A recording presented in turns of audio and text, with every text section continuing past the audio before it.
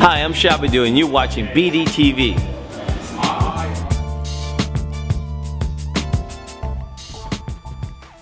See, a lot of people don't realize that, I've told a story recently about, how Master P, he stopped showing up for shows. He told everybody he got paid for one-time performance. No, that wasn't true. He just stopped showing up because he was mad at me. He called himself paying me back, because when I was in Georgia and a week before Basket at the beach, I got a phone call from Dusty Rose, and Dusty Rose was telling me, he said, Randy, look, we got a problem. You turn into a hill. And the West Texas rednecks, they turn into the babies. He said, what we going to do? The redneck's going to jump you, beat the dog shit out you. You're going to come back, excuse me, at Bass at the beach. And win Bass at the beach. I said, cool. So I did that, and I get back home, I go to the bank, and our banker say, Randy, somebody wants to talk to you. Who the fuck calling me at Bank One? Who the fuck? I'm calling. So I picked up the phone, and this person, motherfucker, who the fuck told you to lose? Motherfucker, you fucking embarrassed me. Let me tell you one motherfucking thing. We know limit soldiers, and we don't lose, and blah, blah, blah, blah, blah, blah. I'm like, nigga, you do know this is fake, right? I'm like, you don't know there's a storyline to this shit. You know what? Since she won't do this fucking shit, do it your motherfucking self. Hung up the phone, and him and I haven't spoken since. But he'd be all right. We haven't spoken since. You made your money. You made, I don't know. No, because I don't know the parameters with the language, but no, because I've had 2 heart attacks. I broke my neck, and everybody think, oh, Master P hasn't called. Hey, dog, your family needs milk. Hey, dog, your family needs water or anything. Never, I don't consider, we okay, but I don't consider him I work for the guy, but I don't consider him no friend. No. We went to, because friends don't do shit like that. And, friends have your back. And we went to college together because something happened, and somebody told me that he was doing a press conference, I think in Denver or somewhere, and somebody asked him where was Big Swole, and he talked about, oh, Big Swole never worked for me. And I was like, what? Oh, he never worked for me. And I'm like, I got no time for this bullshit, man. It's just a bunch of bullshit, man. But you know what though? What I enjoyed, I guess, when I first met you, like I said, people don't understand. When you in the gym, when Swole's in the gym, at the time when I know you let him work out, you speak to him in between, whatever. But and I knew who he was, and he just he always tell the story. He looked at me, I say, I ain't about to get my ass whipped, so I'm just gonna speak and I keep on moving. And we just in the time we talked and stuff and the different stories.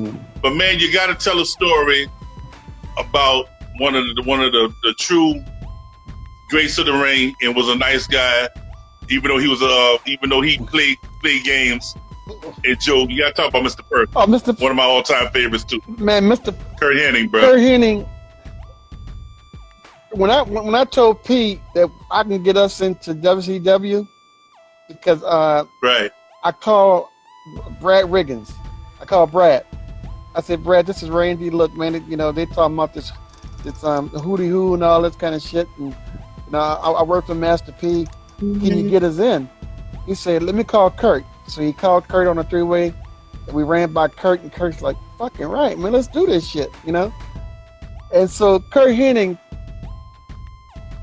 is my top 5 wrestlers all time. He was so nice, he was funny. He was hilarious, and he joked all the time.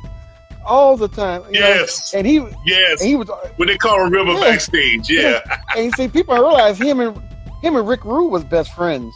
Raveling and Rick Rude. They went to school together. Provincedale, Minnesota. Yeah. And see, because I went to wrestling school in Plymouth, Minnesota, and they all trained under Brad. Because Brad was under Vern Gagne at first. But you got to think about all those great wrestlers from Minnesota, from Gagne, Brad Riggins, Kurt Hennig, the Road Warriors, Rick Rude. Boy, you took it right out of my mouth. Jesse the Body Ventura, Demolition Team, and the Demolition. And you know who I gotta throw in there? The Beast Incarnate, Brock Lesnar, my boy. Yeah. You know I love me some Brock Lesnar. You know Brock Lesnar was I love me some Brock. Brock was the last person. Brock is the last person Brad Riggins ever trained. I know. So he's the last person. And he got love for him to this day. Yeah. And still got love. And Brock keep in touch with him to this day. And Brock, I understand where Brock's coming from because people are so funny and finicky and he kind of keeps to himself. But when you told me, if I'm not mistaken, when he wanted to train, he wanted you to train with him or spot him. Yeah. Remember you out, man, I'd say, bro, you bring me along with you. I promise I will not embarrass you, bro. I don't spot people. To see Brock live. I don't spot people. I don't spot anybody. You know, I don't. I know you don't. You didn't do me. When I was working with you, you never spotted me. I know. I know firsthand. You know, if you can't get it where you get it. Now, let me tell you something. This is a true story about Jesse Ventura. When I was in wrestling school, he would come by and train with us and work with us and stuff. And one day, Jesse came to the school. He was excited. He was like, "Man, I got the perfect gimmick for you." I said, "What?" "Man, you're gonna make $1 million for the rest of your life with this gimmick. You're gonna be known all over the world. I got a new name for you." I said, "What?" He said, "We're gonna call you Big Bad Buckwheat." I was like, "What?" "We're gonna call you Big Bad Buckwheat, and you gonna always go, here I am." Well, I know you want to punch the piss out of his I was like, "Motherfucker, are you serious? He was serious. Big Bad Buckwheat?" I'm like, Jesse was serious. Man, I told Jesse, "Man, you get the fuck out my face, man. Come on, man. I told him in 5 more minutes, you could be using that Navy SEAL skills. You keep fucking with me." Yeah. You know? And, but you know, you said earlier your top 5 favorite wrestlers. Kurt Hennig was one. Who's the other 4? Oh, easy. Kurt Hennig, Mr. Alpha number 2, Pochop Cash, Ray Candy, and the Candy Man, Mr. Kurt Patterson, and that's my top 5. Who? Patterson, Thunderbolt Patterson. Patterson? Yeah, Thunderbolt Patterson. Thunderbolt. That's my top 5. Oh no. Me, I ain't gonna lie to you. I can't lie. I love. I gotta throw Kurt Hennig in there. Mm-hmm. Macho Man Randy Savage. Junkyard Dog. I ain't gonna lie to you because he was an updated version of Mick Foley in an athletic version. I love me some Bruiser Brody. I love Bruiser Brody. And the last but not least, Brock Lesnar. Because you know what I liked about Brock? They say what they want about him.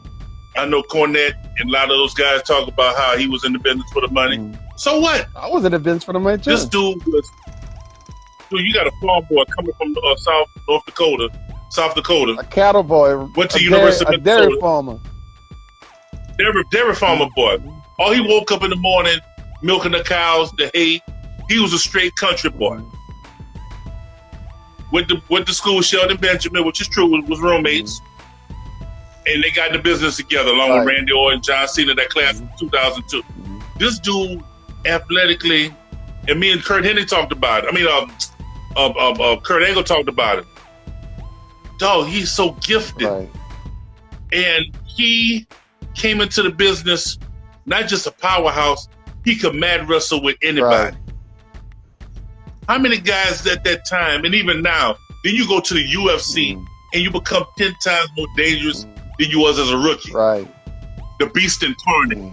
Paul Heyman, which I love. I don't know how you feel about Paul Heyman. And next to Bobby the Brain Heenan, one of the greatest managers of all time. That's my opinion.